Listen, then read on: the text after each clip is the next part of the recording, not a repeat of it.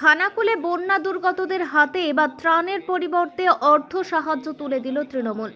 শুক্রবার খানাকুলে একটি ত্রাণ শিবিরে গিয়ে বন্যা দুর্গতদের হাতে নগদ সাহায্য দেন তৃণমূল নেতা মুন্সি নজবুল করিম।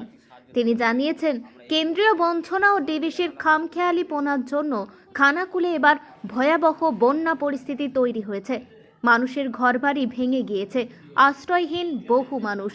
তারা সকলেই ত্রাণ শিবিরে এসে আশ্রয় নিয়েছেন।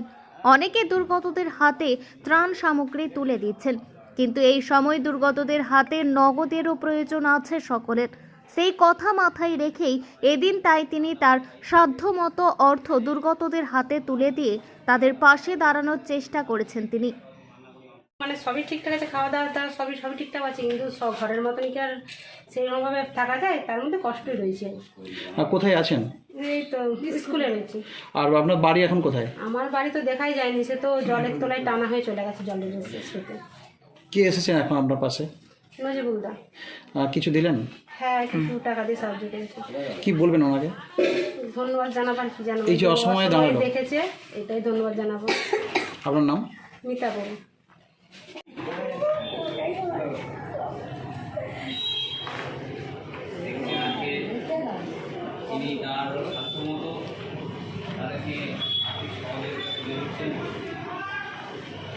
অভিষেক ব্যানার্জির আদর্শকে সামনে রেখে চলি, এটা তাদের কর্তব্য। আমি একজন একনিষ্ঠ সৈনিক অভিষেক ব্যানার্জি। সেই জায়গায় দাঁড়িয়ে এটা হচ্ছে আমাদের বন্যা যেই দিন থেকে জল বাড়ছে সেই দিন থেকেই প্রতিনিয়ত আমরা আর্তপীড়িত মানুষের পাশে ছিলাম এবং এখনও আছি। এবং আপনারা জানেন, বন্যার জল নেমে গেলেও কিন্তু এখন দুর্দশা কাটেনি। ফলে মানুষের যে হাহাকার, সে হাহাকারটা রয়েছে। এবং ডিবিসির যে খামখেয়ালিপনা এবং কেন্দ্র সরকারের যে বঞ্চনা, তার খেসারত আজকে আমাদের খানাকুলের এই মানুষগুলোকে দিতে হচ্ছে। এবং সেই জায়গায় দাঁড়িয়ে আজকে আমার ব্যক্তিগত যতটুকু সামর্থ্য ছিল অর্থনৈতিক, এখানে আমরা জানি যে বিভিন্ন এনজিও, বিভিন্ন প্রশাসনিকভাবে বিভিন্ন সংগঠন তারা আসছে, বিভিন্নভাবে খাবার টাবার দিচ্ছে, তার পাশে দাঁড়াচ্ছে যে যেমন করে।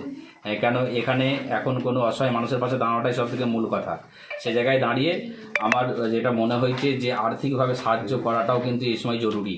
কেন সামনে পুজোর মরশুম আসছে এবং এইসব অসহায় মানুষগুলো তাদের হাতে পয়সা করি কেউ তো সেইভাবে নিতে পারে না। হঠাৎ সব এই হানাটানা পড়ে গিয়ে যে যেমনভাবে প্রাণের মানে বাঁচার তাগিদে তারা বেরিয়ে এসেছে, সেই জায়গায় দাঁড়িয়ে মনে হয়েছে যে অর্থনৈতিক সাহায্য করাটা দরকার।